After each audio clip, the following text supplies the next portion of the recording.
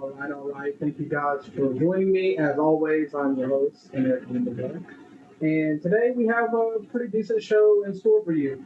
I hope everybody's had a good day. There's a lot going on in our country, and we're going to cover that particular thing that's going on that nobody seems to want to talk about here at the end of our segment here. So we're going to jump right into it. On August 11th, 2025, there you go, President Trump declared Liberation Day in Washington, D.C., dropping the hammer by federalizing the Metropolitan Police and unleashing 800 National Guard troops in the heart of the Capitol.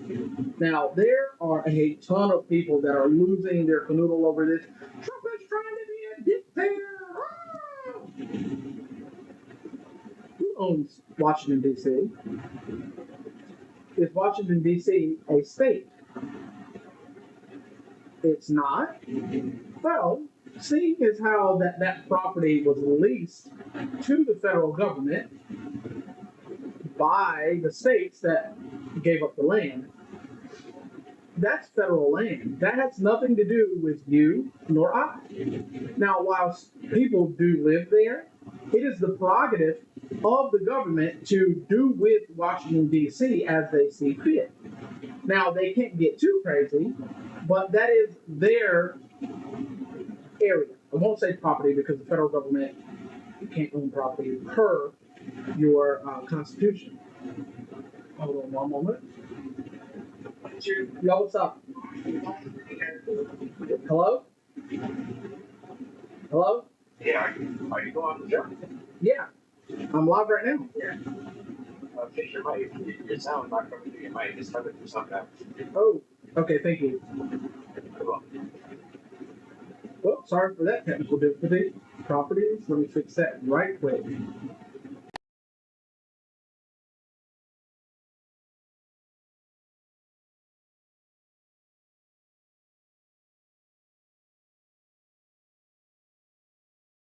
Is that better for everybody? I apologize. Yeah, I apologize for that. Some settings have been switched. Thank you to AJ for giving me a call because I'm not looking at the chat. Thank you for the heads up, AJ. Thank you so much. Now, sound good? Everybody, sound good? Fantastic. All right, technical days for everybody. Technical days for everybody. My apologies. However, going back to what we were talking about, people are losing their minds over this. This land has been leased to the federal government to do with what they see fit. So why are you upset about it?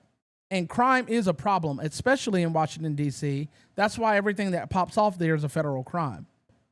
So he has initiated this policy that will federalize the Metropolitan Police, and he's bringing in National Guards to get a chokehold on the crime that's going on there. He invoked Section 740 of the Home Rule Act, calling it a public safety emergency despite violent crime being at its lowest in 30 years. I hate those statistics when they're like, oh, this is the lowest it's been in 30 years. And then when you go look at it, it's like 0.5 lower.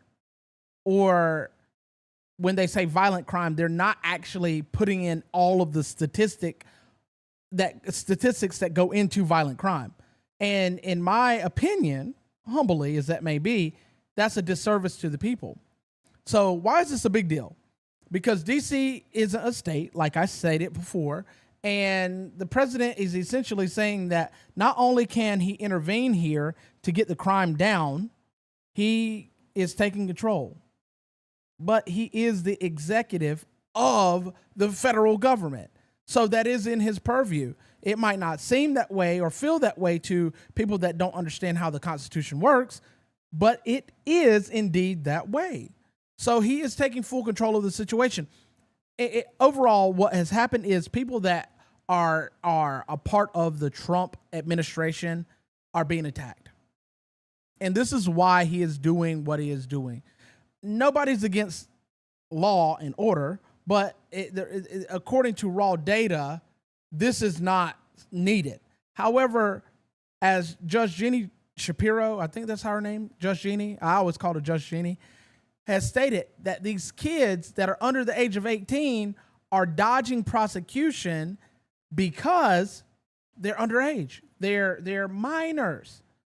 Well, I have a solution, Judge Jeannie. I saw what you said on TV, but my solution is, how about we just start prosecuting the parents of these children that are going out and beating people, committing these violent, heinous acts? Then things will start changing. Maybe then parents will start parenting instead of giving their kids a cell phone or a tablet to parent them. Maybe then parents will stop allowing their kids to watch certain things on the internet that might influence them into certain behaviors. Maybe then things will change. But until you start holding the parents accountable, it doesn't matter what you do to the children. But I think this is a pretty good move on Trump's part. He can't do it in other states, but he has authority over the executive branch, the federal government, and thusly authority over Washington, D.C. Because for those that don't know, the executive branch is the actual law enforcement branch of the government. You have the Congress that is under the legislative that makes the laws. You have the judicial, which, upholds the laws. And then you have the executive who enforces. Make, uphold, enforce. That's how it's supposed to work. And as long as they're not messing with us down here in our states, so be it. It's constitutional. You might not like it, but what you like is subjective. What is fact is that he can do what he's doing. So I'm not against it. But I would like to see more of a push to prosecute the parents of these bad actors, so to speak. But moving right along, keeping it, in the legal aspect, in the government aspect, same-sex states. All right, buckle up, because this is going to be a doozy. Because here's what's going down. Kim Davis, the fired Kentucky clerk who went to jail in 2015 for refusing to issue a marriage license to a gay couple, just filed a legal appeal with the U.S. Supreme Court. Bravo, Miss Davis. Bravo for doing your due diligence as a citizen of your state. And as a member of your state, you're doing what you need to protect yourself and to protect your state. So the Supreme Court is aiming to overturn, and I'm going to butcher this, Obergefell versus Hodge. Don't quote me on that. It's Obergefell versus Hodges, which was the decision that essentially legalized same-sex marriage across America in 2015. Thanks, Barack Obama. Does anybody out there recall when Barack Obama, in his first term, says, marriage is between a man and a woman? Oh. Then his second term, him and Binky Biden, who is allegedly a devout Catholic, said, everybody should be able to share these same liberties. It is not a liberty to be married, first and foremost. And we'll get back to this, but I'm going to spin a little bit. It's not a liberty to be married. To be married is between you, the person you're marrying, and God. And since being homosexual is a sin, I don't think God would condone it. Especially in Leviticus 18, where God says a man should not lay with another man as he would a woman. He also says the same thing in Leviticus 20:13.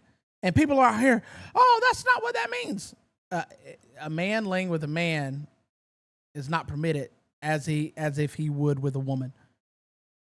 What does a man and a woman do when they lay down? They're not just cuddling. This is not a Netflix and cuddle session. It's a Netflix and chill session. So we know that God doesn't approve this. And why is beyond me, and this is partly because the federal government has involved themselves in marriage, the institution of marriage, holy matrimony, if you will. The federal government was never supposed to be involved. Neither was state government. Who's giving me a license to be with the person I love? Who's sanctifying that marriage? Who is making holy that union between a man and a woman, not the state of, not the federal government of. So why are you involved? Oh, money. Money's the reason why you're involved. So the government's not supposed to be involved at all. And why would anyone of the LGBTQ, LGBTQIA plus 175 social security number, why do you want to get married? It's a Christian institution. It's a Jew institution, or Judeo-Christian institution. Why do you want to get married when what it is to be a Christian speaks against what you are? But I digress. Ms. Kim Davis filed this appeal, and she calls it a legal fiction. It's not like she's trying to, resurrect a ghost story, but she is, knocking on the door with real consequences. And this is something that needs to happen, because as it stands, the federal government can't allow the states to do anything. If it's not state law or state constitution, you can't do it. And what I find to be funny is, in this whole situation, if you look in all 50, not one, not two, not three, but all 50 state constitutions, they all say marriage is between a man and a woman. Even Oregon and California say this. The most liberalized states you could walk through. Washington State, guess what? Man and a woman. So why do this at all? Why make this a thing? It's not what you think it is. So the Supreme Court is going to hear this case. But by the Respect for Marriage Act passed in 2022 under, Joe Biden, that devout Catholic, passed in 2022, the federal law is twisting further what it is to have the institution of marriage. But still, Davis argues that it infringes on her religious liberty and is based on substantive due process. Ooh, that's a good word. Mm-hmm. Something that isn't actually based on law. Mm-hmm. Yeah. Which she and her legal team at Liberty Counsel claim that it's really a part of the Constitution, which it is. It's in every state constitution. And just to round this pretty little segment off, is when the federal government and state governments make a deal, you have to adhere as the federal government to the state's deal, and the state has to adhere to the federal government's deal. So contractual obligations is what they call it in the business world. So since the states wrote their constitutions, and the federal government has their constitution, and the state agrees to the federal government's constitution, the federal government has to agree to the state's constitution. Matter of fact, before a state could join the union, a little history lesson for you, they had to have their own constitution, and it had to be accepted by the federal government. Ooh, that burns. So as I see this, if the courts remain constitutional and stand on business, gay marriage is going back to the states where it should be, where, according to every state constitution, it's only between a man and a woman, not Bob and Bob or Sheila and Sheila.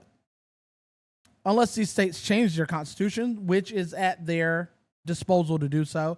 I believe that if this does go back to the states, California, Oregon, Washington State will be changing their constitution almost immediately. So, well, you might be getting an influx of more homosexuals to want to get married. I don't see the benefit of getting married if you don't believe in God anyway, other than the financial aspect that the federal government gives you. Get baited much? It's crazy. And let's put a final nail in the whole segment talk of legalese right now, because I am federal government or federal judge fatigued, but not this federal judge.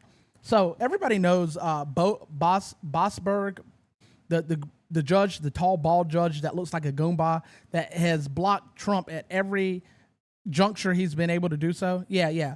Bossberg just got overruled. Yes.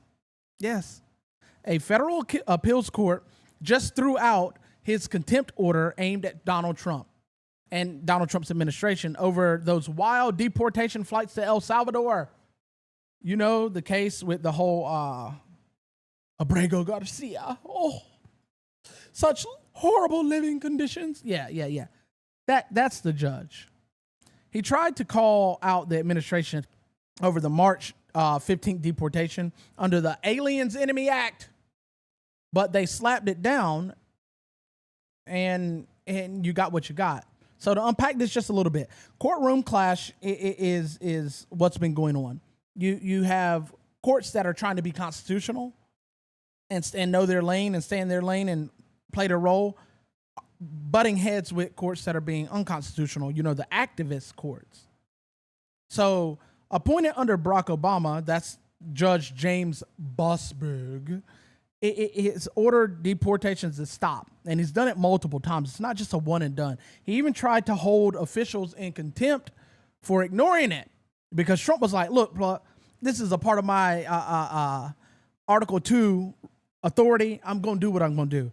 And now, since you work for me and you work for me and you work for me, do what I say, or you're fired. And you know how Trump loves to fire people.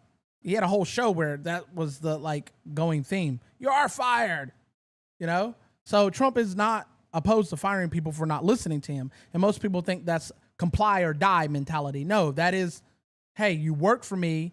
I hired you to do a job. Do the damn job. Otherwise, why are you here? I can put someone else in this position that will do the job. But this D.C. Court of Appeals, in a narrow 2-1 decision, shot it down. Brah frickin' oh. I am so sick and tired of these inferior Article 1, Section 9 and 10 courts trying to tell the Supreme Court what they can and can't do.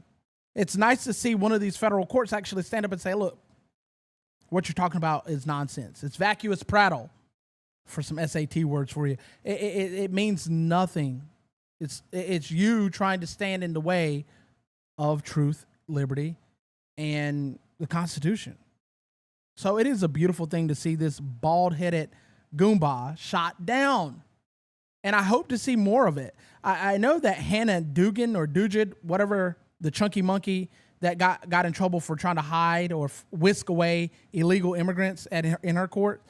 Yeah. She's crying and saying, this is just political assassination. They're trying to get me. No, ma'am, you try to stand in the way of the federal government doing what they do. I think it's 18 USC 111, 18 USC 1550. Don't quote me on those. A little rusty on my U.S. codes that tell you if you impede a federal investigation or a federal dealing, you're going to get in trouble. And I hope they throw the book and they hit her with every single charge they can. Same thing with that guy in New Mexico, that judge in New Mexico, because these judges are acting way out of pocket, all for activism.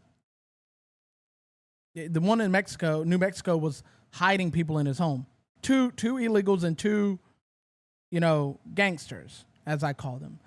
One was Trinidad and the other one was MS-13. How do you have rival gangs in your house? How did that work out, buddy? How did that work out? Probably not very well. That's why you got caught. Yes. So, on to some Epstein, because everybody wants to talk about Epstein. I'm so sick and tired of hearing about Epstein, but hey, the Democrats are protecting Epstein. And there's no surprise here. The DOJ's dead end with Maxwell, and this is a dead end with Maxwell, it is continuing. And then you hear the talking heads all over social media and even news outlets that's supposed to tell the truth. Take that for whatever you want, grain of salt. They don't tell the truth. But they're supposed to tell the truth, or saying the Trump administration is trying to hide the Epstein files. They're doing everything they can to get the information out. And like I've said in other segments, there is no files. There are documentation. There are videos. If you want to see that gross stuff, you're in the wrong place here, because we go after people like you. But there's things like that. But there is no Rolodex with names, numbers, dates, and times they assaulted children. There's none of that. You're not going to find that. And they released what they released 6 years ago with the flight logs of all of these freaky deaky people, Bill Gates, R. Kelly, and all these people going to the island, and nothing's happened to them. And these people went multiple times. What are you going to Little St. James Islands for? However, the Democrats are protecting Epstein files. They are. And I don't mean the list. They're protecting the files because they're not allowing the information to be released. The information is there readily, but it can't be released. You got the judge in Florida that's blocking it, Obama appointed. You also have the judge in New York, which is recently why this is brought about, that just blocked the Trump administration from obtaining these files. So, tell me, is Trump and his administration not trying to get the files? Not list, files. Or is the Democrats protecting it? I wonder why. I wonder if Barry Obama was an island boy. And don't forget, Epstein owned the big St. James Island as well. You know, I believe that's where they did those dental procedures where they pulled the back teeth of those girls out so the girls couldn't be identified. But it is not the Republicans or Trump administration that is standing in the way of this. It's two judges. And it's rightfully so, their right to do so, because at the state level, these judges can do what they need to do. But at the same time, what are we doing? Judges don't open grand jury documents on a whim. That's true.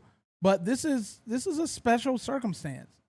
But I'm not saying be unconstitutional because the 10th Amendment stands. But these judges need to be brought to heel. They need to be brought to heel. They're out of pocket. And they're basically bodyguards and thugs wearing robes.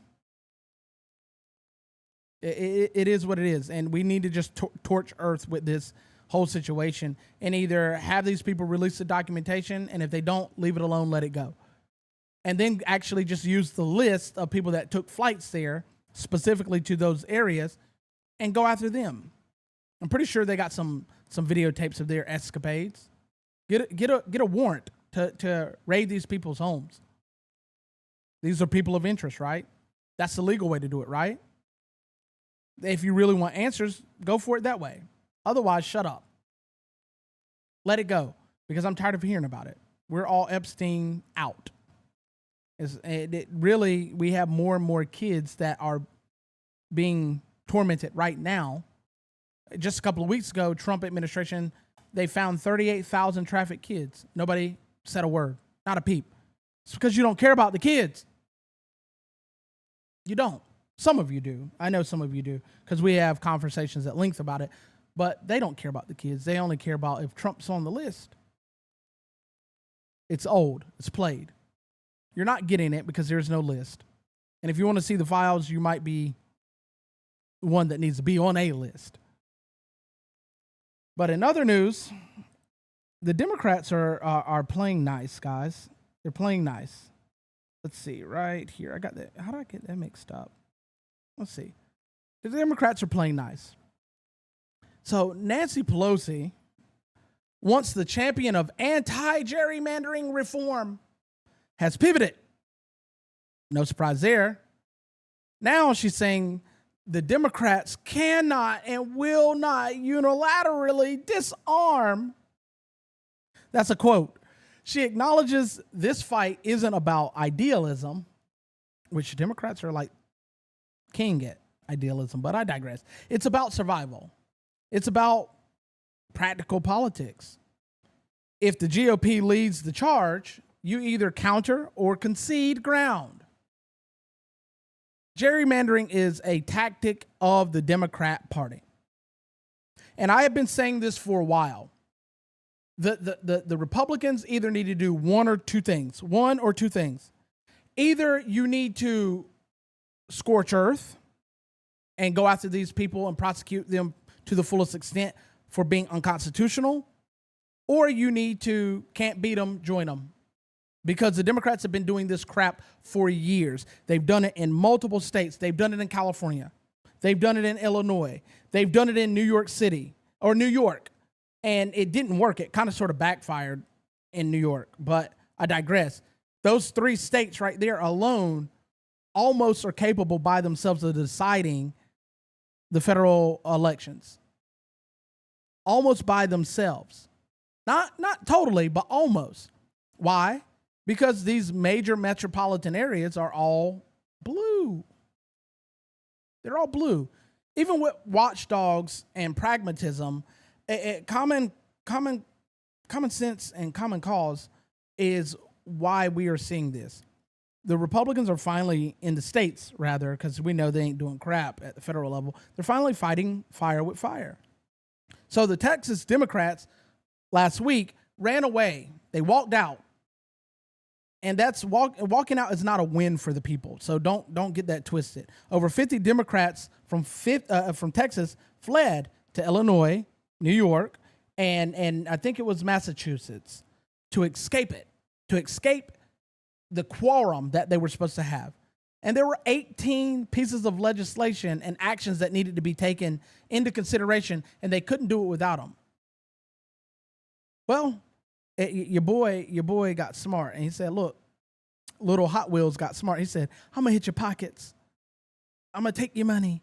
Come back, because you can't stay out there with no money, and these states aren't going to keep you without any money.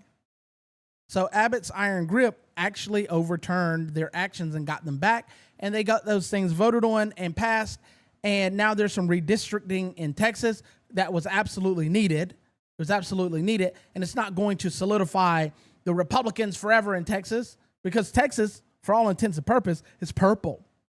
But Nancy Pelosi is saying, we can't do what they're doing. Don't do that. Don't do that. Nancy Pelosi, you were the champion of that.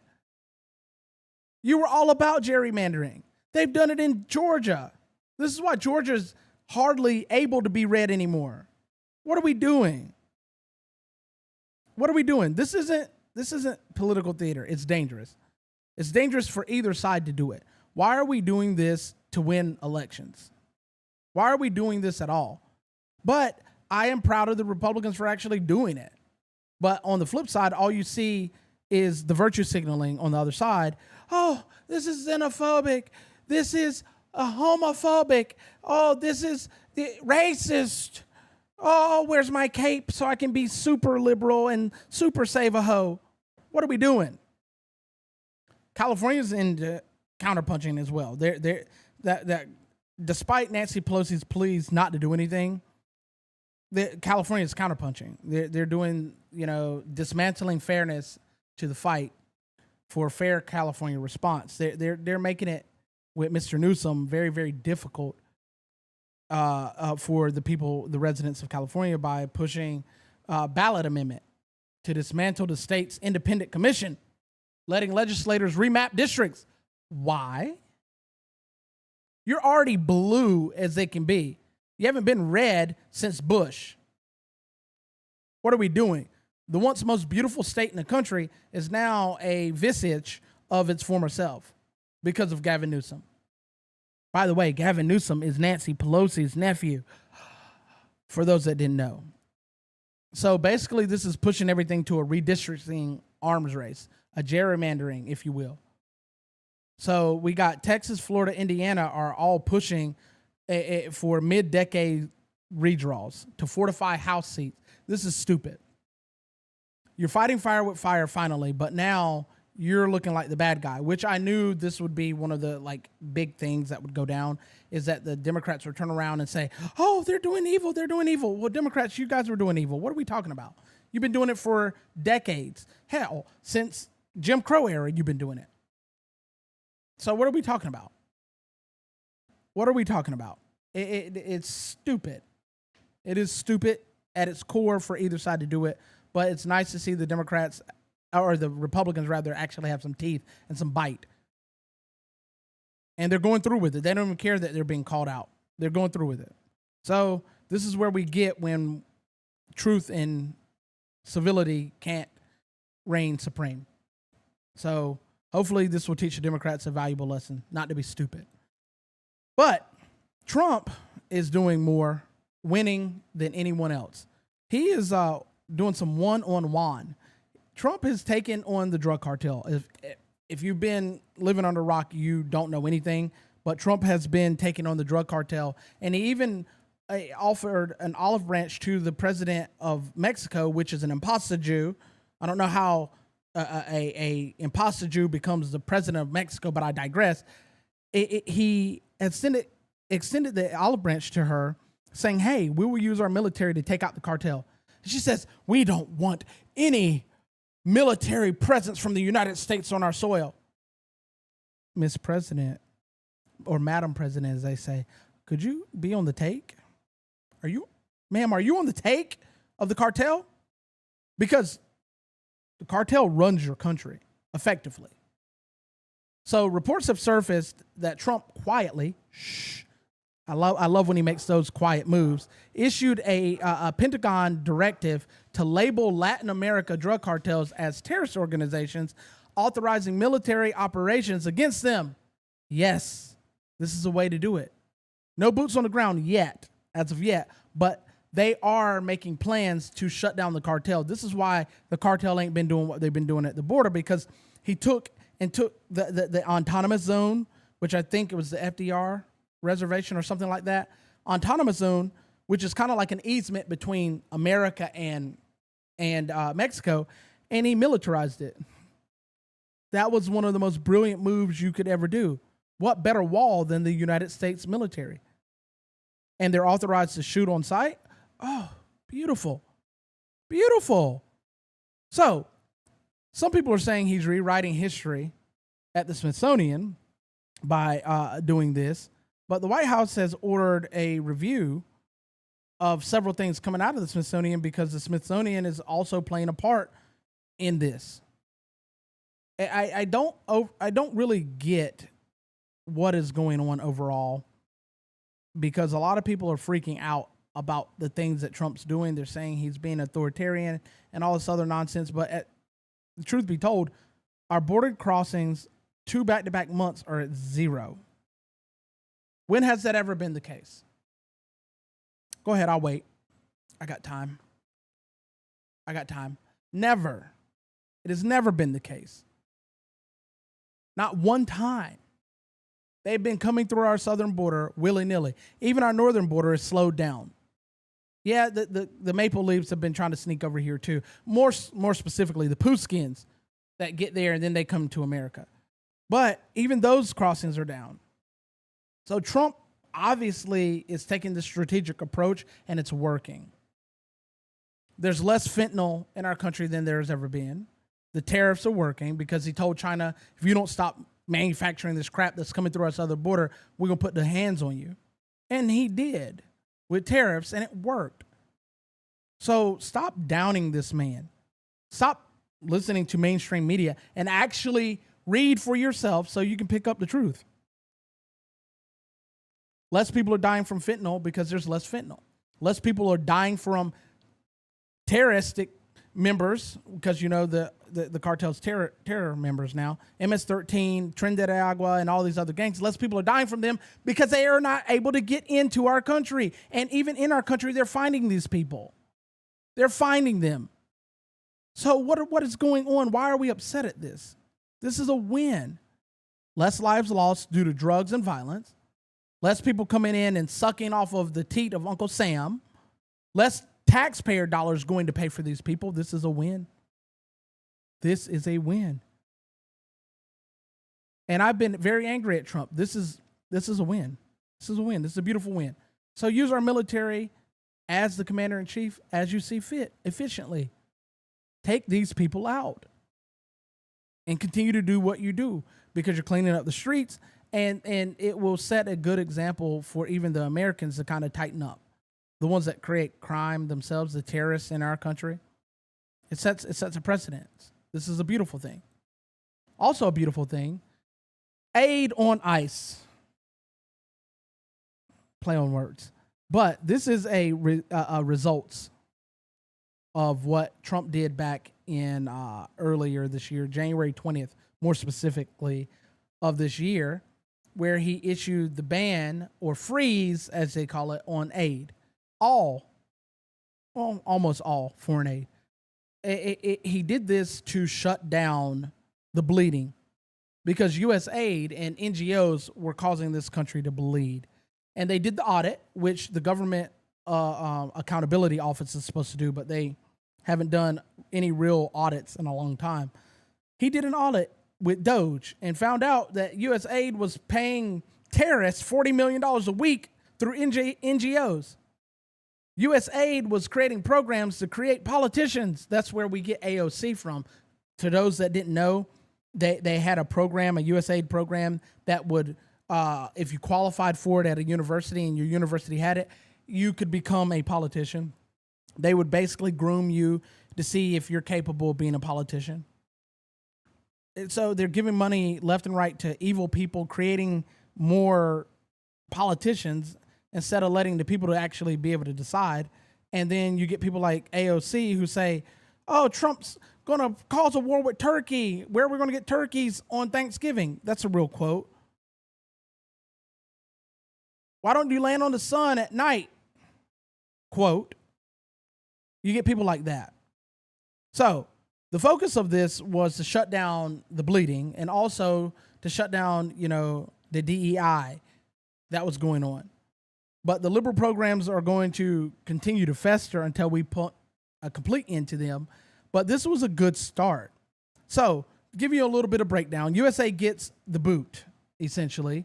And then you fast forward, and the Secretary Rubio declared that 83% of U.S. aid programs are canceled. And nearly 94% of the staff were let go. Bravo. People are getting paid to pick their butts. It's kind of like how the Democrats hired that fat chick to get young males back into the Democratic Party. Listen, I know the Democrats are very confused, but anybody that looks at Jabba the Hutt is not going to want to follow Jabba the Hutt's lead. Democrats are crazy, not blind. And clearly the Ozempic didn't work for her either. I digress on that. However, the agency's function has been absorbed into the State Department, as it should have been. Why the government thinks that it's okay to keep making all of these different agencies and groups, which cost money. One, it's logistics. Two, it's oversight. Three, it takes all this time, energy, and effort to actually put these things together. Why create more of them? So it got absorbed into the State Department. That's low critical programs being slashed, inefficiency being trimmed, and the foreign aid centralized where it should have been in the first place. This is a beautiful thing. This is why we didn't need the Department of Education. Those programs or the things that the Department of Education does already has agencies that could do that. Basically, to me, this sounds like fiscal responsibility. So, going on August 13th, 2025, a D.C. Circuit Court of Appeals sided with the Trump administration, overturning a lower court's injunction. Told you those inferior courts stay on Trump's neck, like George Floyd. They overturned the lower court's injunction. Now the administration can legally withhold billions of foreign aid without getting bogged down by lawsuits. So the NGOs are no longer going to be able to they're taking our money. We got to. No. Can't do it anymore. You're done, son, as they say. So this is the Impoundment Control Act. It's a blow to centralize programs, but it's an empowerment of the executive branch. The executive branch is able to do what they're supposed to do and help save the American people money by enforcing the law.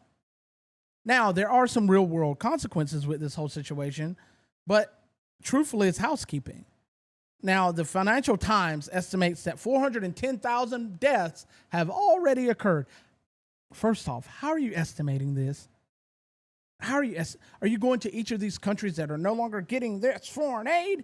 How many people have died? Oh, 2,000? Okay, let's go to Mozambique. How many people have died? Oh, 30,000? Oh, let's go to Rwanda. How many people have died? You didn't get the condoms. What?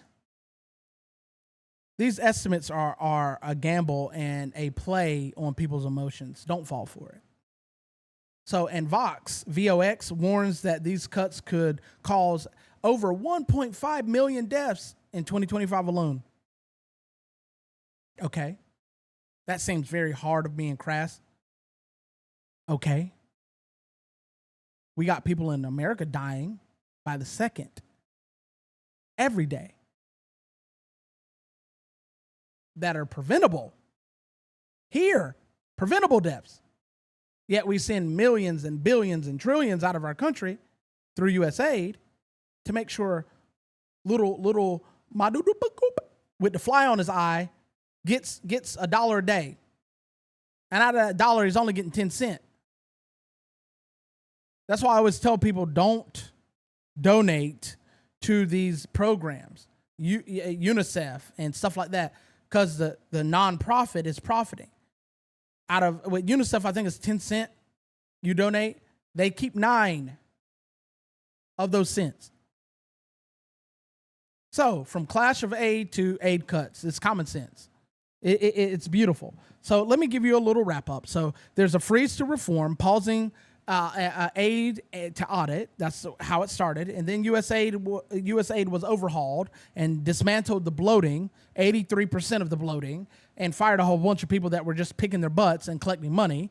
And then the courts started to fight back, and it backfired, because they lost on their appeals when Trump's administration appealed. And then you got the cry and outrage of the left talking about how many people are dying. And then the left also says there's going to be a loss of innovation. Cutting aid also halts the momentum on smarter strategies like direct cash transfers. What? Cutting foreign aid hurts direct cash transfers in America? Crazy. You crazy girl. What? Oh, well, goodbye USAID and goodbye Union. Now, the midterms are coming up, right? So anytime the midterms are coming up, the union's going to be at the forefront of the news because everybody loves unions, or do they? I don't like unions. I think unions protect bad actors, like the police union. Those cops that beat the hell out of that boy in Tennessee, those 5 black cops. Yeah, let me put the color on it because, the news doesn't like to state what color a black assailant is. They just say, man, 40 years old, but with their white man goes into a church and shoots up the church. Yeah, those 5 black cops, I think 1 or 2 of them actually got harsh punishments, and the other was just slaps on the wrist. Yeah, unions protect that type of behavior.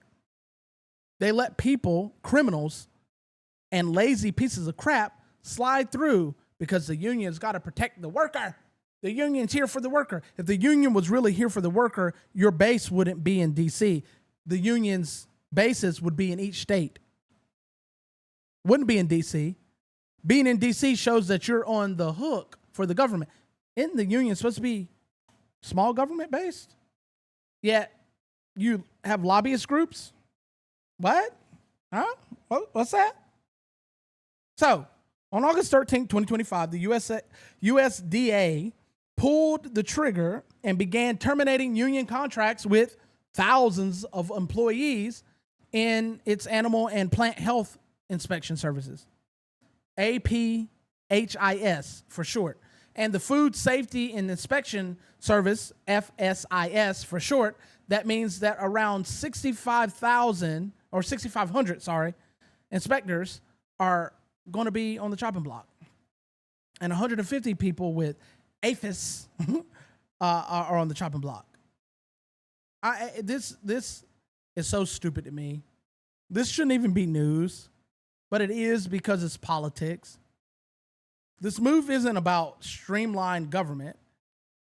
The USDA claims that it's aligning with President Trump's March executive order, which pulls certain employees from the traditional union protections and if they are not serving under a national security role. So the federal government shouldn't be paying people, first and foremost, in unions, period, because the unions are doing that. The unions are protecting these people, and these people are already getting paid. If you're going to have them contract, they need to be federalized. If they're federalized, the union goes away. I'm so sick and tired of it. But the whole purpose of this is, simply put, to have more things to talk about come midterms. And honestly and truly, every person that is up for re-election and midterms, you need to vote them out. Vote them out. This is how you cleanse the blood of the country. You vote out the trash. Vote them out. I don't care, Republican or Democrat. Vote them out. They're all filth. Every single last one of them. And little things like this shouldn't even be a thing. It shouldn't even be a thing. It shouldn't even be a talking point, but it is.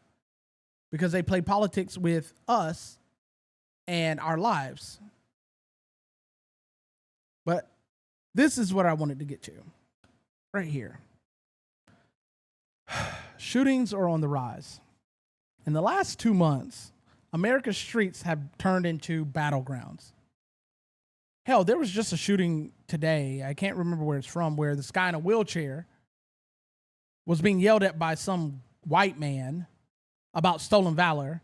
And the guy in a wheelchair pulled out a gun because he was being threatened. He was trying to get away, and the guy kept standing in front of him, as the video shows. I mean, it could be more to the story, but the video shows this guy looking like he was trying to get away, and the guy that shot him steps in front of him. So he pulls out a gun, which allegedly turned out to be an airsoft gun, but the guy pulled out a real gun and shot him. Our streets are becoming a battleground. Why? Because it's midterms. You know, we got to get somebody to take guns instead of taking the people off the streets that use the guns, because my gun's sitting right here. It ain't done nothing this whole show. Nope, still sitting there. So, from Moreno Valley to Austin, cities large and small have seen mass shootings in the last 2 months. Innocent lives are shattered. Literally in the blink of an eye, guys. All over what? They go after people that aren't really doing crimes. They're doing illegal things, but those are not crimes by law. But they're letting the people that are actual criminals in and out real quick, fast, and hurry. So 6 teens were hospitalized in California, 4 killed outside of Chicago, 2 civilians dead in Lexington, 4 dead in Midtown Manhattan, and finally, a family targeted in Texas parking lot. The numbers are cold, but the human cost is staggering. I'm not promoting gun control. I'm promoting sanity. These people are insane. And again, it goes back to actually having your parents do what parents are supposed to do with less government intervention. So to give you more of a breakdown, so on June 21st, the Moreno Valley incident in California was a gathering in a parking lot that saw six of those teens put down. 6 teens put down. They're not dead. They're hospitalized. But guess what? Justice was served, right? No arrests were made. Chicago, Illinois was a drive-by shooting, which for whatever reason, they don't ever show the statistics properly from Chicago with drive-by shootings especially. I remember that when they did tell the truth about it, there was like 54 a week, every weekend, just the weekends. I guess criminals got off on the weekend. So that was outside of a nightclub and during an album release party. 4 killed, 14 wounded. Lexington, Kentucky had a shooting spree targeting a state trooper and the churchgoers. 2 civilians killed, a trooper and others were critically injured, and the shooter was killed. The Midtown Manhattan situation was a gunman opened fire at an NFL headquarters. 4 people killed, 1 person injured before he killed himself. So that's 5 people killed. August 11th, Austin, Texas, in a targeted parking lot, 2 adults and 1 child killed. Additional persons were threatened for a minor issue, or treated, not threatened, treated for minor issues. This isn't about gun control. It's about getting these criminals off the street. And I promise you, if you start taking these people out and actually giving these people the death penalty and not letting them stay on the death row for years and years and years and collect taxpayers' dollars, I guarantee you start putting these people down within a month or 2 of their actions, people are going to slow down. They're like, whoa. You mean I don't get 3 hots in a cop for 15 years and 28 appeals? No, you don't. You kill, you get killed. It's the truth. Our verse today comes from Lamentations 3:22 and 23. It is the Lord's mercy that we are not consumed, because his compassion fails not. They are new every morning. Great is his faithfulness. Guys, thank you as always for joining me. I love you. I appreciate you. Just make sure you're not one of the ones missing the forest for the trees. Have a good one.